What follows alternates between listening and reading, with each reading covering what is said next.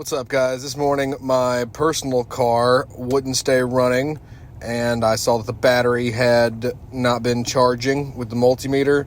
So I'm going to change the alternator. First thing is to take off this engine cover, and it is just a 1/4-inch drive. And after you take out that one bolt with the 1/4-inch drive, you should be able to work that cover off. After that, you're going to unhook your negative cable on your battery. This is really important, or whenever you're going to take that alternator off, it's going to throw sparks everywhere. Now we're going to take this serpentine belt off. I'm just going to unloop it from around the alternator.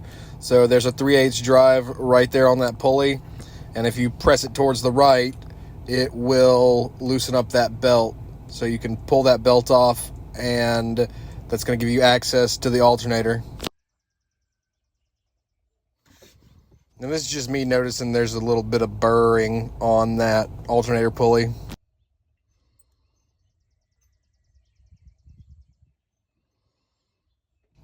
This bracket's held in with 4 10mm bolts, and those are pretty easy just to zip out. This whole job is pretty easy, probably easier than doing an oil change on any car, so definitely not something you should feel intimidated by. Next, we're going to remove that rubber boot from the power wire to the alternator, and that's also a 10mm nut, so just zip that 10mm nut out and you should be able to get that wire off.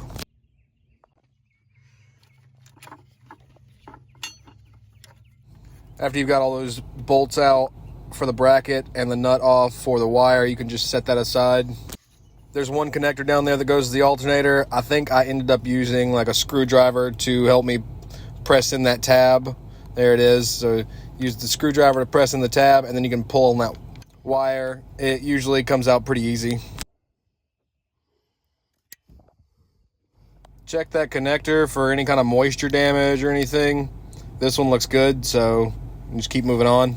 There's 10mm bolts in the front of the alternator. It's just 2 of them, and you don't have to take them all the way out because the alternator kind of sets down right on those bolts like if there were studs. So yeah, after you got them pulled out about that far, you should be able to just pull the alternator right up.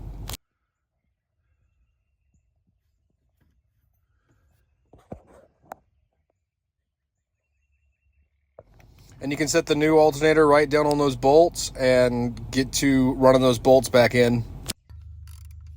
So yeah, now you can retighten those 10mm. I'm kind of wobbling around there. It's a little awkward, but I end up getting that tight.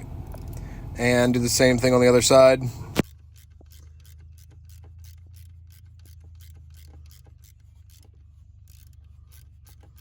I've got that bracket set back up, and I got all my bolts started by hand. Now I'm just going to run them in with the gun.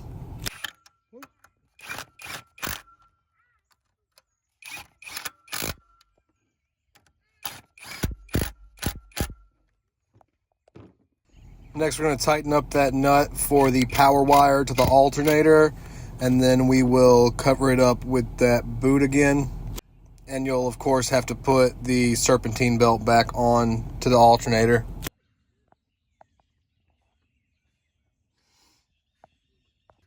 Work on getting that cover back onto the engine, and honestly, this might be the toughest part here. Getting everything to line up just right on this engine cover is kind of a bear.